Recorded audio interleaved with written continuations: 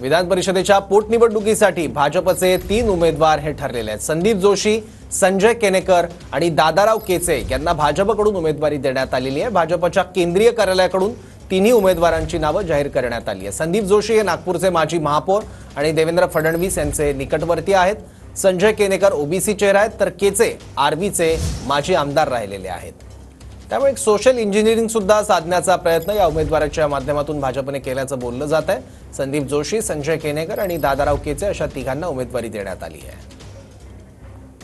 विधान परिषदेसाठी भाजपच्या 3 जागा ज्या आहेत ते जाहीर करण्यात आलेल्या आहेत। उद्या अर्ज जो आहे तो भरायचा आहे आणि या 3 जागांमध्ये दादाराव केचे जे माजी आमदार आहेत त्यांना सुद्धा भाजपने संधी दिली आहे। दादा, विधानसभेची ज्यावेळी तिकीट तुमचं नाकारलं आणि त्यानंतर आता परिषदेवर जे आहे ते तुम्हाला तिकीट आता देण्यात आलेलं, काय एकंदरीत पहिली भावना? पहिल्यांदा या राज्याचे मुख्यमंत्री फडणवीस साहेब, या राज्याचे सन्माननीय अध्यक्ष बावनकुळे साहेब, देशाचे गृहमंत्री अमितजी शहा, देशाचे अध्यक्ष लड्डाजी यांचं मी मनपूर्वक अभिनंदन करतो आणि आभार मानतो।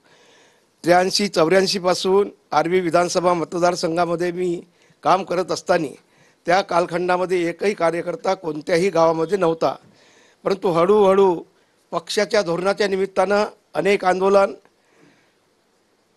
अनेक आमरण उपोषणं, लोकांच्या समस्या त्याची जाण ठेवून त्या समस्याचं निराकरण करण्याचं काम आपण 100% केलं। म्हणूनच 2009 मध्ये माझ्यावर पक्षांनी जबाबदारी दिली, विधानसभेची तिकीट दिली आणि मोठ्या फरकाने मी त्या ठिकाणी निवडून आलो। असंच 2019ला सुद्धा मला पक्षांनी विधानसभेची निवडणूक लढण्यासाठी आदेश दिला, त्याचंही पालन करून त्याही वेळेस मी मोठ्या फरकाने निवडून आलो। 2-4 तुरळक असे काही कार्यकर्ते आहे त्यांनाही सबक देण्यात येईल आणि मोठ्या प्रमाणामध्ये आमचं दोघांचंही समन्वय निश्चितपणाने पुढील कालखंडामध्ये राहणार यात शंका नाही। साहजिकच आहे। धन्यवाद। दादाराव केचे आपल्या सोबत होते।